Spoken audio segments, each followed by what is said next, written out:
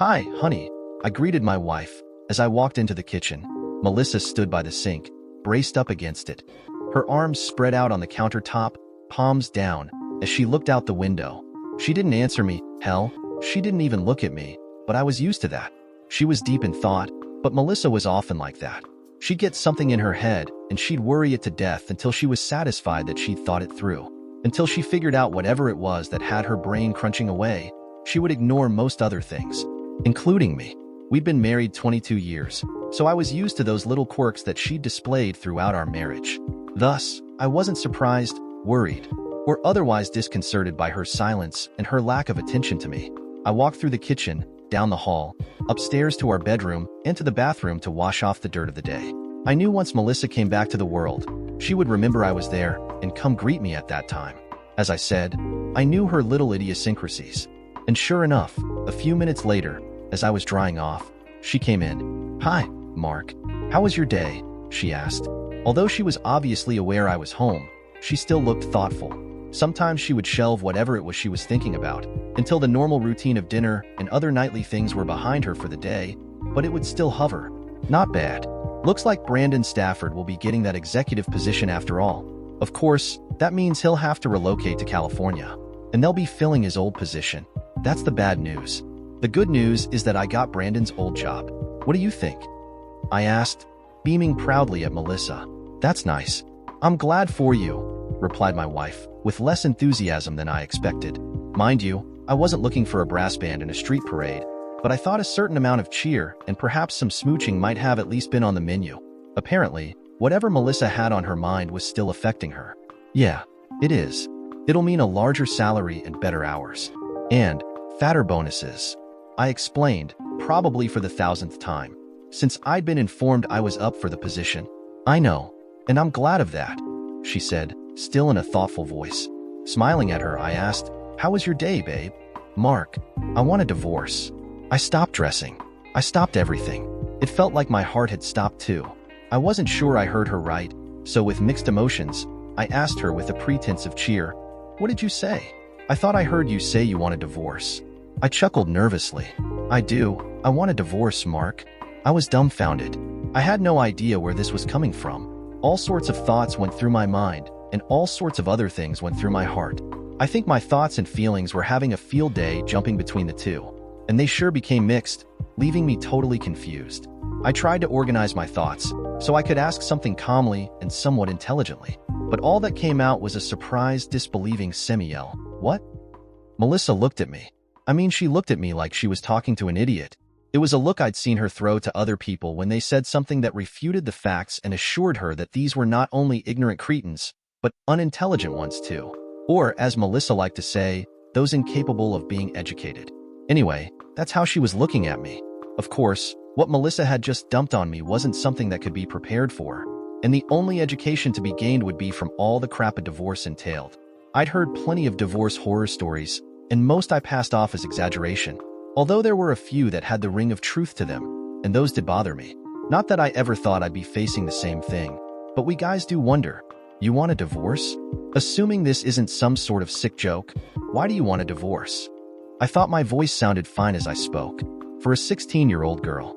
Too bad I'm a 46-year-old man. Melissa looked away from me, a sure sign she was either embarrassed, ashamed, or guilty. But then, she faced me again. I saw her eyes, looking highly determined, and that sight made my stomach feel very queasy. "Mark, I met someone. We've gotten to the point where we know we need be with each other. I'm sorry, but I don't know how else to explain it but to tell you straight out. I didn't want to tell you this way. I thought, I don't know. Maybe," she said, trailing off uncertainly. Well, at least she began with my name, Mark. That is, Mark Layton. And you know now, I'm 46 years of age. But the rest of what she said kind of got garbled after the last syllable of my name. So my mind worked at it while I stood there looking, well, I'm not sure, but I hoped I wasn't looking more a fool than I felt. I was a gifted orator, which made my job, in large account sales, a breeze for me. Not only that, I was fast on my mental feet. Hell, there had been more than one time where clients had thrown me for a loop at the last moment and I'd landed upright and come back for more until I'd gotten the sale. This wasn't much different than those times, only more personal, much more personal. So I used my gift of gab. You met someone. And you? What? Want to have a fling? Okay, not my best moment, but I was still in the air and hadn't landed yet. I looked at her, square in the eye, trying to fathom where all this was coming from. I heard her words clearly, but they weren't making much sense to me. It isn't like that, it just happened. It was chance. Melissa, my wife of so many years, began to explain hesitantly. What the hell is it? I asked myself. Funny how the mind fastens onto one word and worries it. There it is again, until it gets meaningless and garbled. But I was morbidly curious and wanted to know what it was. I continued to look at her, not saying a word, but as I'd said, I was still falling, waiting to land. It was the longest I'd ever felt being airborne, even considering my short stint in the Army as a paratrooper. Stop looking at me like that. I don't know how I was looking at her. Maybe like a gasping fish out of water? Mark, I love him. I'm sorry, I never meant for this to happen. With that sad epitaph to our dying marriage, she walked out of the bath and downstairs. All sorts of feelings rushed and coursed through me, and the only thing that blazed across my mind was the question of, why? I stood there, trying to make sense of it. Only there wasn't any logic, nor rationale, nor anything else that came to mind that offered an explanation of why my marriage was over. I guess I should have been angry, maybe even furious. After all, what person falls for another without some deep level of intimacy being reached as part of the mix? Or what is so often called cheating? I would have been furious if my mind had managed to reach that conclusion at that point, but I was stuck on the why of it. I finally walked downstairs, thinking I would question her, try to find out what was going on. Was I somehow at fault? Did she think I had cheated? So she wanted to get some payback? Was I that bad in bed? I didn't know, but my nature, my character, urged me to find out. This wasn't about self-improvement, it was about the desire to understand why someone screws over the one that loves them. When I entered the kitchen, I expected her to be in there preparing the evening meal. Imagine my disconcerted surprise when she not only wasn't in the room, there was nothing out on the counters to indicate she'd begun to cook. Everything looked in order and spotlessly clean. Melissa had prided herself on being a loving mother and a great housewife. She never wanted to work outside the home. Although I did my share of the household chores, early on in our marriage she made it perfectly clear the kitchen was hers alone and strictly off limits to me. I consoled myself with grilling outside on weekends, weather permitting. I went looking for her, going room to room. I knew she had gone downstairs. I'd seen her, but just in case she'd snuck by me and went back up, I searched everywhere. She was gone. I went to the garage and saw her 2009 Prius still nestled and close to the far wall. Figuring she was outside, I walked to both front and backyards, but no Melissa. I thought, she's out for a walk. Maybe trying to collect her thoughts so she could confront me with a better explanation. It was somewhere along that time, while I looked for her, that I began to get angry. Yes, my mind had moved off of the why of it, and had begun to put two and two together. She had cheated on me, probably screwed some silver-tongued snake in the grass, who filled her mind with thoughts and fantasies of once upon a time and forevermore. I went into the kitchen, my last memory of her in there blazoned in my mind, grabbed a beer, and went to the den to sit and wait for her return. I must have dozed off, for the next thing I knew, the sun had set and it was early evening. It was dark, so I flipped the lights on and searched the house again, calling out to Melissa. Again, with the same silent results. There were a few times Melissa and the kids had spent a night or two away, usually when visiting her sisters or her parents, who lived just outside of the city, and I was okay by myself. Hell, I actually enjoyed the time to myself. But now, the house seemed so forlorn and empty. I was definitely not enjoying the solitude. I remember looking at the wall clock in the kitchen as I grabbed another beer, and it read 9:17. And suddenly I knew. It came as an epiphany, and her last words came to fill my mind, then my being. Son of a bitch. She's already left me. I frantically scrambled to get to my mobile phone. I called Melissa's on her mobile phone, and I heard a distant chime. I had to call it a couple of times to locate her phone. It was laying atop the dresser in our bedroom, along with her engagement and wedding rings, her credit cards, checkbook, and other such personal items, including her driver's license and a large firmly sealed manila envelope. I stared for what seemed like an eternity at the pile of what used to be my wife's life. It's funny how such a pittance of nothing can represent a life. But then, in today's world, we are nothing without our identification cards, insurance cards, bank cards, cell phones, and everything else that goes into making us part of our modern society. Each one of those things is a representation of something greater, each a portal to some substantial aspect of life. Without those things, we are no more than street people. And without them, we also can't be traced, much like the homeless. At least, not easily. I'm not sure what I thought as I stood in shock and dismay, with the increasing feeling of emptiness beginning to fill my soul. I remember leaving the bedroom. I didn't want to be in that room. Who the hell knew what went on in there? I sure didn't. And I didn't want to think about what my wife of 22 years might have done on our marital bed. I wasn't walking. I was shuffling my feet. They weighed a ton apiece, and I was suddenly drained of all energy. I still had the bottle of beer in hand, but it had grown warm. So I drained the bottle into the sink and placed it on the counter. I guess I must have sat at the kitchen table and gone asleep again. When I awoke, the sun was cheerfully shining in through the big patio doors. I heard the various distant sounds of everyday life as people and their animals began their day. I thought about calling into work, but I had just gotten a promotion and I didn't want to give my boss the wrong impression. So with the same shuffle of a few hours earlier, I showered, dressed, and went to work. Before getting to work, I psyched myself up for the day. As difficult as that was, I managed to put aside some of the anguish, anger, and frustrations I felt. So when I entered the offices where I worked, although I wasn't as bright and cheery as was my usual manner, I did well enough not to attract any unusual attention. I'd like to say that I made the day without any emotional upheavals, but what Melissa had done to me was too much, too soon, and I ended up becoming morose more than once. I'm sure more than one person noticed my mood swings, although no one commented on them. As much as I had begun to regret being at work that day, the thought of going home was becoming detestable. The rest of the week was like that. I went to work, swinging back and forth emotionally, trying to not dump my anger on anyone there. Then going to an empty house. When Friday rolled around, although I could feel the end of the week relief in everyone, I was filled with dread. Throughout the week, I couldn't focus on my work enough to make any kind of perceptible impact on the accounts I handled. Although I did manage to get an appointment with a prospective client for the following week. At the same time, as much as I tried to hold them back, thoughts of my and Melissa's marriage kept popping in from time to time. And of course, her last words. They kept running around in my mind. Maybe not at the forefront, but they came close enough to the surface for me to be conscious of them. And each day dragged on for an eternity. On Friday, when it was time to leave for the day, I wasn't sure where to go. Yes, I had a house to go to, but it was just that. It had become a house. It wasn't a home anymore. The thought of spending 2 days alone, trapped with the memories of my former life, was too much for me to face. I had to go somewhere else. I just didn't know where. Several thoughts pummeled my mind as I drove. I still wasn't sure where I was going, but wherever it wasn't to my house. I was traveling on the wrong freeway to get to the house, and I'm not sure how I got there, as I had no conscious thought of driving in this particular direction. I quit worrying about it and just drove. While I tried to order my thoughts, did I want to stay married to Melissa? I didn't know. Or rather, I wanted to be married to the Melissa I knew. The woman I married 22 years ago. Not the one that confronted me Monday with her cheating. Was it just a few days ago? It seemed like a lifetime ago. It was fresh, yet old in my mind. After further thought, I realized I had no say in the matter. In my marriage, whether I wanted my wife or not, the painful, terrifying truth was she didn't want me. I could hope she would change her mind if I waited long enough. It was just wishful thinking, for I knew she'd made up her mind.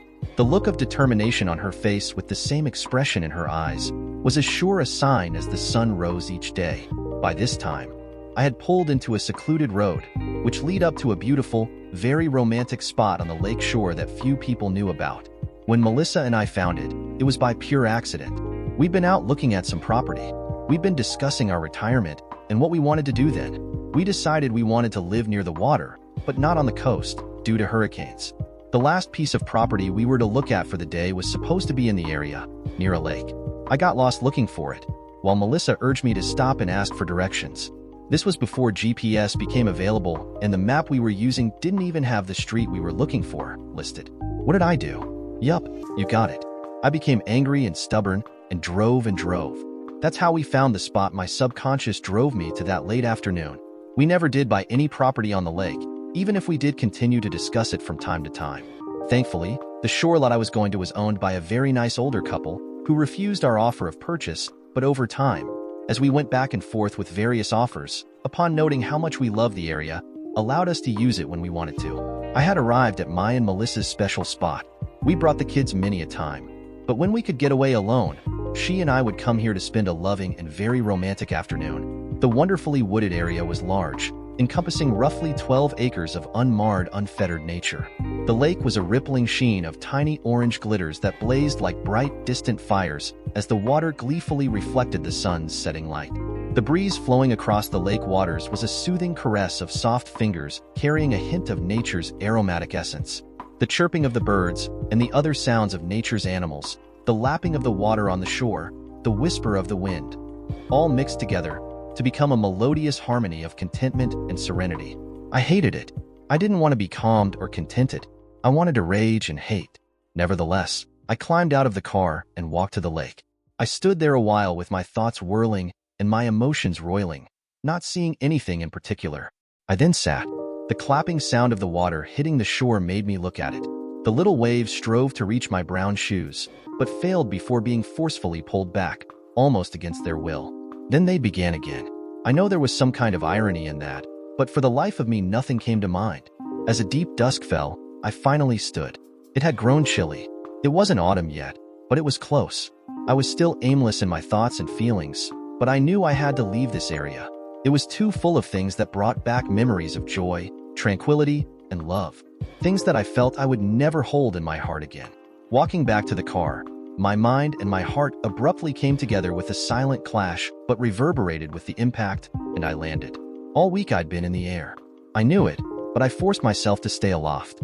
It was easier than handling those strange, emotionally charged feelings I'd never known before.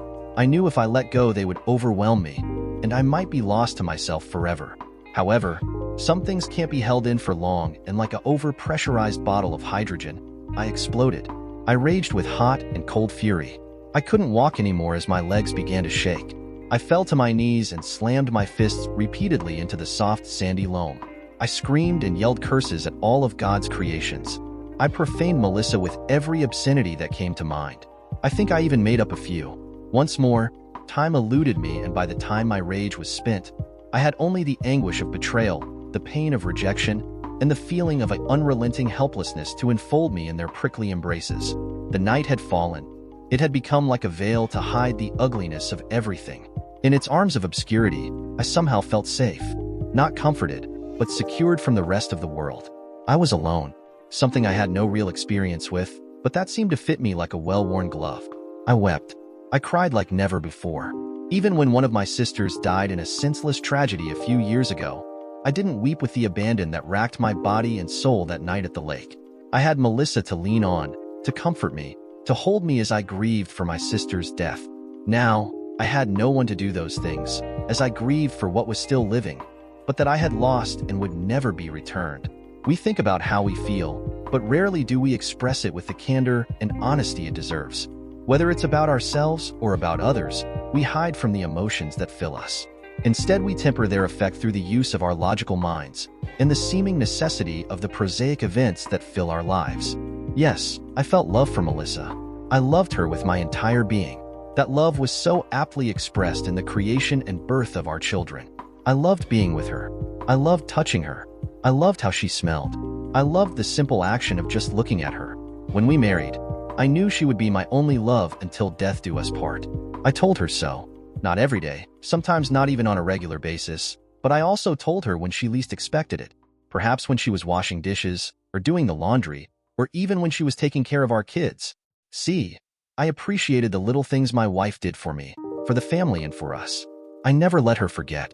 I not only told her, I shown her too. In bed, and with little surprises every now and then, and things she wanted, like the vacation spot she chose. It wasn't important where we went. I never cared about that as other husbands might have. As long as I was with her, no matter where we were, I was very happy. I was whole. Melissa and I had our disagreements. We had arguments. Every married couple who loves and cares for one another is going to.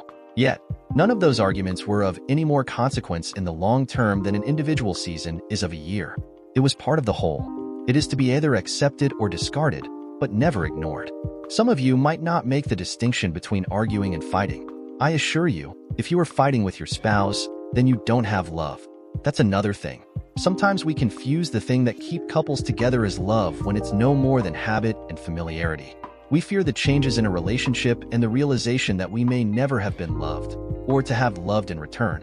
With that said, I was blindsided. I never knew or suspected Melissa's infidelity. If there were changes in her behavior, I missed them entirely. I could blame my work and make excuses that I worked long hours and was away from home too often. Part of that would be true. However, I can't blame my work for any of that.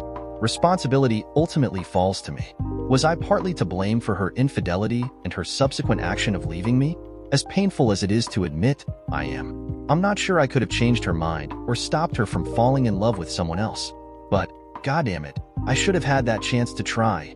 And that was my failure. I should have known something was going on. The sun was just beginning to rise when my thoughts fled, leaving an empty, crackling listlessness in my head. My body thrummed like a tuning fork and my joints ached horribly, and I felt washed out. I wasn't lacking emotion. My feelings had only subsided for the moment.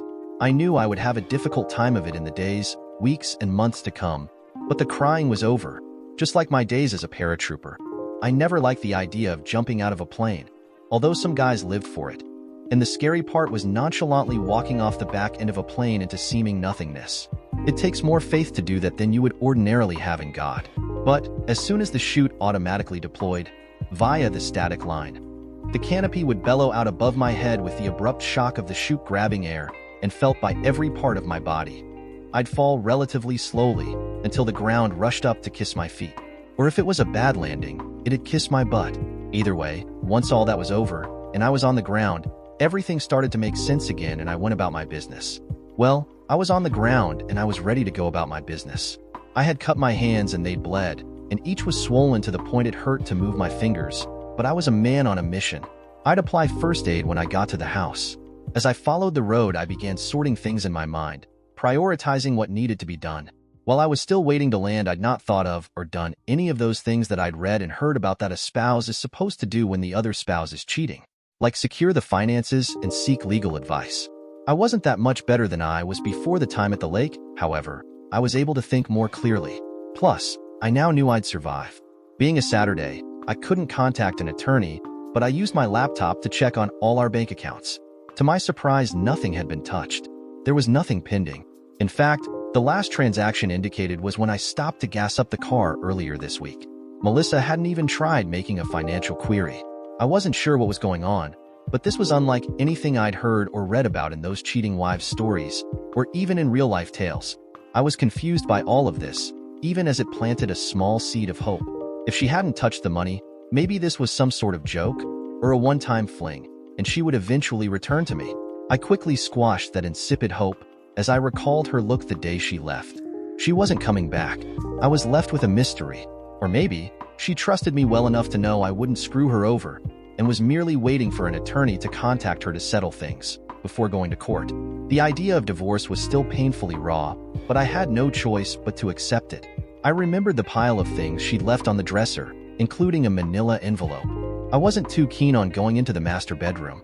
Tuesday evening, I'd moved most of my things from what was once our bedroom into the guest bedroom, and that had been the last time I'd been in there. I planned on giving away the bedroom furniture, but I wasn't up to doing that much work just yet. Feeling like an intruder in my own bedroom, I grabbed the envelope and her mobile phone and left quicker than I went in. After settling in with a beer, I stared at the envelope laying on the kitchen table. Although I was curious about it, I wasn't quite ready to delve into it. Instead, I picked up her mobile phone and checked the numbers. Well, I shouldn't have been surprised. There was nothing showing on the screen except my own number when I'd called it Monday night. There was nothing else on it. Melissa had deleted everything. I didn't know whether to laugh or cry, figuratively speaking. When Melissa had gotten her cell phone, she insisted on her own account. A family plan would have been a bit less expensive, but she dug her heels in and wouldn't budge. I finally caved, and the bill on her mobile phone charges went directly to her. I'd already looked around the house for any mail, including discarded phone bills. Nothing. It's also when I noticed her clothing was still in the closets and drawers. Every bit of it. Even the photos albums of the children, taken throughout the years, were still in the house. I still couldn't understand why she'd left all her things behind. Things she would have needed, at the very least, to identify herself. After giving it some more weighty thought, that went nowhere. I mentally set aside the mystery of that action and grabbed the envelope. The only thing on it was my full name, written with a black marker. In my mind, I knew that opening the envelope was the finale act of my and Melissa's life together, and I had no choice but to open it. With some trepidation, which shook my hands, I carefully tore open the envelope. The flap was glued and taped, so I had to tear it open. There were several papers in there, with the thickest having several papers stapled together. I pulled it all out. One was, as suspected, a petition to the court for dissolution of marriage. The rest were various other legal things. Our life insurance policies, our marriage certificate, the kids' birth certificates, the deed to the house, and so on.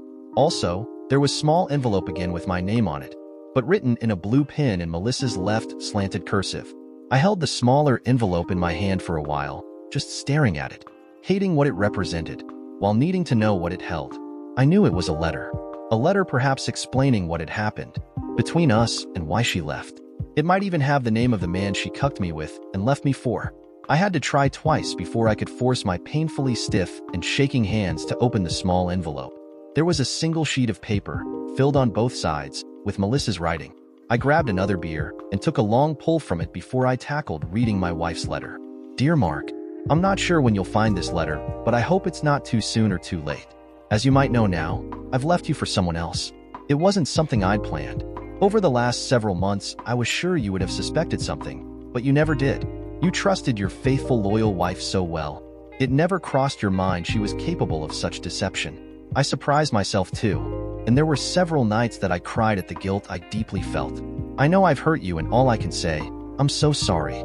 I know that might not mean anything to you at this point, but I do mean it from the bottom of my heart.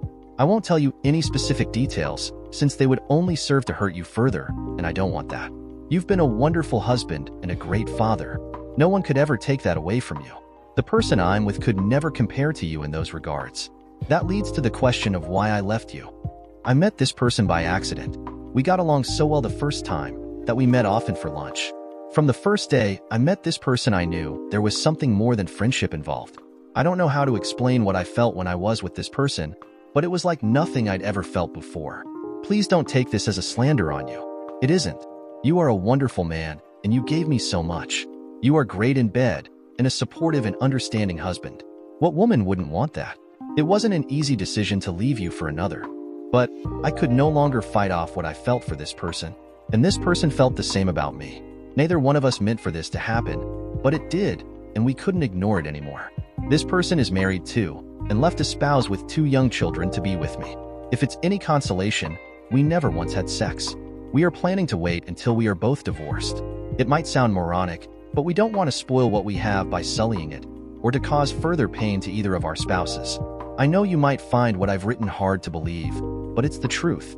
I have no reason to lie after what I've done to you. I'm sure you're wondering why I left everything behind. That's probably the simplest question to answer. I'm beginning a new life, and taking anything away from you would only prolong things in court. I'm not asking for anything. You've worked hard and long for what you've attained, dearest Mark. I've already caused you enough grief, and I didn't want to add to your burden. I hope that helps to soften the anger you must be feeling. By the time you've read this letter, I hope to have spoken to our children, explaining what I've done. They didn't know anything either, so please don't blame them for any of my doing. I didn't know how to break the news to you. I've debated the last few weeks on how to do it, and I'm still undecided whether to tell you in person or simply leave and let you read this letter. Neither choice is easy for me. I owe you far more than the best I can offer under the circumstances. If I've left without speaking to you about what I'm doing, then I hope one day you'll find the solace you so well deserve. I'm not asking for forgiveness. I doubt you'll ever see fit to offer that after what I've done. I just hope our children can forgive me. Although they are grown, they didn't deserve this either. I would like to stay in touch with them, but that would be their choice. This is not easy for me, Mark. I'm throwing away 22 wonderful years with a loving man. I know you must feel like I've betrayed you, for I feel that very same thing so heavily in my heart. Yet, I cannot stop myself. I've tried so many times. There were times I considered talking to you about this, in the hope you could stop me. I still wish I had, but it's too late now. We've gone too far, and our feelings have taken control of our lives. I wish you a long and happy life, however you might find it. I only ask that you don't try to come after me. When I leave, we'll be heading to the airport, catch a flight overseas, and staying in some secluded place until our divorces are final. There is a card with an attorney's name on it. His name is Jack Belgium. I've given him power of attorney to see our divorce through. He won't be demanding anything more than your signature on the divorce papers. Please sign the papers and turn them into him, or call his office and someone will pick them up. It's all been arranged, including payment. I hope you don't decide to fight this. I know you well enough to know you'll try, but please don't. It'll only delay the inevitable while causing added grief to you, and perhaps the children, too. I'll return when we are divorced. However, I won't be seeing you again. I've purposely not mentioned who I'm with, because it would only cause trouble for you if you decide to do something before the divorce. It isn't anyone you know, or have ever met. You and the other spouse were never put in an awkward public position because of our relationship with our respective families and friends. They know nothing of this either. If you and the other spouse haven't called them by now, I'm sure everyone will be shocked and probably disown each of us when they do find out, but what we did was never by intent. If by chance we should ever meet, I hope it is as friends and not enemies. But I leave that up to you. I still love you, Mark. I always will. Melissa. I had a hard time reading the last parts of that goddamn letter, as my eyes had teared up and all the wiping wouldn't clear them. I said I wouldn't cry anymore, but Melissa's words, as heartfelt as she wrote them, had the pain and anger returning. After I calmed down, I didn't know how to feel. By that time, I was too tired, too disbelieving, too shocked to feel anything but yawning desolation. I put everything back into the envelope and left it on the table. I didn't know what I was going to do. I know I needed legal advice before I knew what options, if any, I had. In that regard, at least, I was comforted knowing that I could unload some of this onto another. Although Melissa was careful not to mention too many details, I'm used to reading between the lines of very complex contracts and extrapolating what isn't being stated. I would eventually reread the letter many times before I got a better sense of what she wasn't saying. I know she didn't mean to allow me too much information, but I knew I could discover a lot. And I would. The weekend was as dreary and as long as I feared. Time seemed to slow and stop at times. Melissa stated quite clearly she and whomever she was with hadn't had sex, yet, regardless, I'd feel better if I rid myself of certain things in the house. It was time to put the pieces of my life back together. I took the bedroom furniture and stored it in the garage. I'd decide what to do with it later. Next, I took all her clothing and boxed it. That was one of the most difficult tasks I'd ever had to do. I smelled her in every piece I held. A few times I wanted to stop and leave it. I couldn't. I had to will myself to continue, to get it over with and not have it eat at me little by little. One big hurt over a bunch of little ones is better, if such a thing is possible to judge objectively. The rest of the month went much the same way, except the attorney I hired seemed elated with the settlement or lack thereof. I was glad, if somewhat petulant about it, that someone could find some happiness out of this wreck of several lives. I did grow curious as to the identity of the man Melissa had run off with. Yes, I had determined it was a man and not a woman. I'd read her letters several times, managing to delve an astounding amount of information. It was my attorney's counsel that I leave it alone and move on. But I had to make some effort, even if nothing came of it. Here are some of the main points I discovered. It's a man. Melissa would never involve herself with a woman to that level of emotional intimacy. I know I misjudged her cheating character, but I was certain she was very much heterosexual. He was extremely well-to-do, perhaps even wealthy. That one is fairly obvious. Melissa wanted nothing from me, to the point she left everything she had ever owned behind. That indicated she expected to be able to purchase new clothing and anything else she needed, using the wealth of her lover. Along the same lines, whomever she was with was not only wealthy but able to procure new identities for both of them. She left her driver's license on the dresser. Considering what she wrote about flying overseas for an indeterminate stay, and it was her intent to do so incognito, she didn't say that, but it was obvious.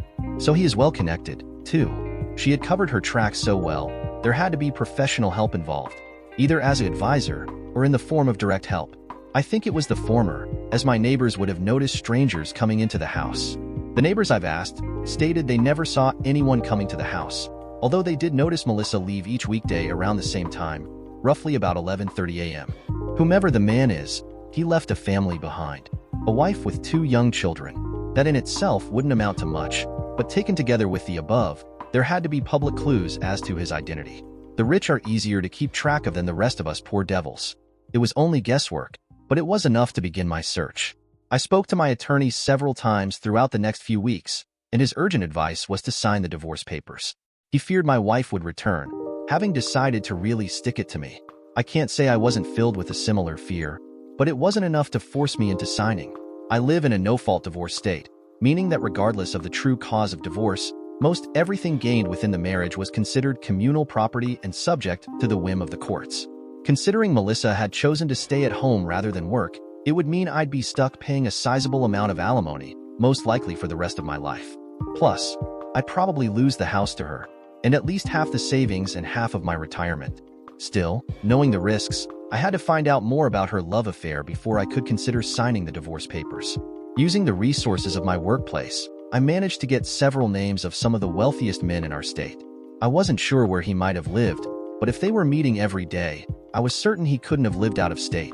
And we had several other cities and communities near enough for him to make it to lunch every day, even driving. After further research, I had narrowed my possibles to a handful of names. A few of the main points is that he had to be in his late 30s or 40s, with a wife of childbearing age, which by my estimate would put her between 30 and 40 years of age. I knew she might be older, or she might even be younger, which was a distinct possibility, but I had to begin somewhere. So that was what I was shooting for. I know everything I'd gathered was a long shot, but it added up. Now for the hard part. I had to figure out some way to determine which wife, off the list I'd made, was missing a husband. Then to contact her and explain what I was doing and why. I don't know why I thought I had to contact this other man's wife, or soon-to-be ex-wife. I had no real rationale for it, other than a feeling that it was the right thing to do. It might seem easy, but after more research, I discovered that most of the men on my list traveled quite a bit on business, to many countries, and their out-of-country stays could run from several days to several weeks. So which one of those dutiful husbands hadn't come back? If Melissa's lover had come home, then left immediately, it would be next to impossible to ferret the man out. In my mind, I knew there was no way two adults, supposedly in love with each other, seemingly free of their spouses, out of the country on a lengthy stay, would be able to maintain a platonic relationship. The best of intentions would go awry under those very trying conditions. Eventually something was going to happen. A look, a touch, something innocent would strike the match that lit the fire of the loins. It was just a matter of time, and that they seemed to have in abundance. It took several added days to shorten the list to just 3 possibilities. In the meantime, I had painted the master bedroom, recarpeted it, and bought new bedroom furniture. I hadn't moved my stuff back in yet. I was still shopping around for a few more things to make the room feel like it was mine again. Strange how that works. When I thought my marriage was still solid, the bedroom was something I never felt much of anything about. It was a place to sleep and sometimes make love. It was a shared room that I called ours, as in mine and Melissa's. After Melissa left, and with so many unbidden thoughts filling my head, the bedroom seemed to cast a sort of gloomy pall over me. I know it was my imagination, yet it affected me in a very real way. Thus, the extreme makeover. I had spoken to the kids a few times since their mother left, and she must have told them less than she'd written in her letter to me, for they both asked me all sorts of questions, some embarrassing, that I had no answers for. I guess they thought I knew more than I was saying, for neither one of my daughters seemed to believe me. I'm not sure that they didn't blame me for their mom leaving. Not that they said anything so cruel, but I sensed the unspoken accusation every time we spoke. I was thankful that both of my children were living out of state. One daughter had just married the year before, and although I didn't care for her husband, he seemed to treat her okay. The other girl was in college and would be graduating the following year. If they'd been closer to home, they'd have been in my face unceasingly about their parents' split. And I didn't need that. I was still having a hard enough time keeping it together without the added constant vocal laments of those two. I had returned to a more stable emotional state while at work, and only one person, my boss, Herbert McNair, had mentioned my previous uncharacteristic behavior. Although it was covered up by his gushing concern for my welfare, his real worry was interned under it. Was I still able to bring in the clients and their money? I assured him I was. He left it at that. Still, I caught more than one of my coworkers eyeing me with sidelong glances. In the years I've been with the firm, I'd never been aloof with my coworkers. We'd even done the after-work sharing of brews a few times, but I'd never actually become friends with any of them. Meaning, I didn't share my personal life with those I shared my professional life with. I knew there had to be rumors flying around the office, but whatever they were, they never got back to me. Although a few of my coworkers had asked about my welfare since Janice had left, I'd never mentioned my marital problems. A few women around the office seemed to take a keener interest in me, but that might have been my faulty imagination. Not that I was looking, but a few weeks after Janice left, I did start to notice the women a bit more. I've never been much of a social or party animal, so I wasn't wily to the innuendos of women coming on to men. If a woman was looking at me, smiling, her eyes flashing, I usually excused myself as quickly as I could.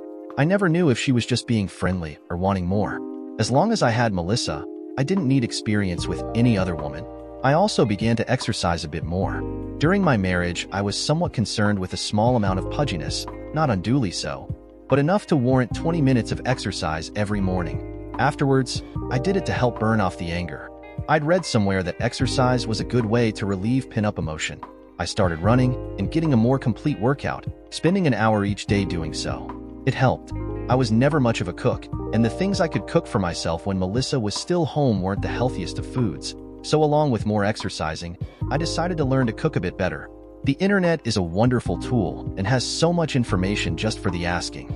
And there are a lot of recipes for just about any type of food anyone could imagine. Some were just plain weird, and I wondered how anyone could cook that stuff, much less eat it. I guess to each their own. But I did find some recipes that were not only healthy but tasty. So my diet improved, as did my cooking skills. My weekday evenings became routine. I'd cook, clean up, work on fixing something in the house, do more research on my pet project, bathe, then sleep. Other than the occasional call from family and friends, I had settled into a lifestyle free of unpleasant and unexpected surprises. I guess I needed the stability of normalcy to hold off everything else inside me. Either that, or become a raving spastic lunatic. Something I suspected wasn't very far off. Weekends, at first, were the greater difficulty to overcome, simply because I had so much time on my hands. Growing up at home, I remember my mother saying, "Idle hands are the devil's workshop," so with some do-it-yourself books, I began to repair the house, including the master bedroom. I was never much of a handyman and usually had Melissa call someone, but why waste the money when I could do it? Okay, the first few times were dismal failures, and I won't go into why I had to end up replacing the kitchen floor, but I soon learned and it was good therapy. None of this happened overnight, but it did happen, slowly but surely. I would have been drinking myself to idiocy just to sleep each night, but that's when I worked on my pet project of determining the identity of the mystery man. Believe it or not, instead of adding to my pain, it seemed to relieve it a bit. I know it sounds silly, but there you have it. By the 4th month, I was deeply into my routine when I realized a surprising revelation. I hated my job. Any sales position, low rung to executive, requires more than just the need to succeed. It needs some very basic motivations to keep going at it year after year. Burnout was a common factor for changing careers. My main motivation was gone, and I had enough money saved and invested to retire. I wouldn't be able to live at the same level as if I were working, but there wouldn't be any hardships. Like many other people out there, I had dreams and ambitions that were set aside by necessity of paying bills, raising children, and paying for other sundries of life. I thought about writing the next great American novel, but as you've discovered by reading my story thus far, I'm far from having the knack for it. Next, there was creating that great invention, or making some astounding discovery, changing the world for all time. But that wasn't in the cards either. I did have a desire to start a small business, doing a bit of selling of various things. I wasn't sure what things I'd sell, but I knew they'd have to be needful things. My attorney still harped on me about signing those damn papers, but he wasn't calling as often, becoming resigned to the fact I was not going to do what he so strongly advised until I had gotten this thing out of my system. What did he care, anyway? If Melissa did come back to rake me over the coals, he would charge me even more. So I continued to ignore him and his advice. Okay, I know he was looking out for my best interest. It's what he was there for and what I had hired him for. Nevertheless, this was something I had to do. At the time, I was so critically focused on finding who Melissa had run off with, I didn't give it much thought as to the real reason I was doing it. I just did it. My 2 girls were less forgiving and far less resigned to my actions. Not that they wanted a divorce between their parents, but they realized after 4 months, things might not be so rosy as they first thought. They still gave me hell, but it was more out of reflex and their own hurt than any actual grievances against me. During all this time, I'd not heard one word from Melissa, nor had our children. I suppose her attorney was keeping her and her lover appraised of the situation. My attorney tried to discover her whereabouts, but Jack Belgium was as hard-nosed as they came. He gave nothing away, which in a way worked against him and his clients, as it just stiffened my resolve. My attorney did have one ace up his sleeve, which he would file as soon as I gave the okay, but it was a last-ditch desperate measure that might or might not work in discovering the identity of Melissa's lover. Alienation of affection. It really depended on the judge. So we were going to use it only if we had to, and that meant if I failed on my own. Which meant we would be fighting the divorce, which made my attorney both pleased and frustrated.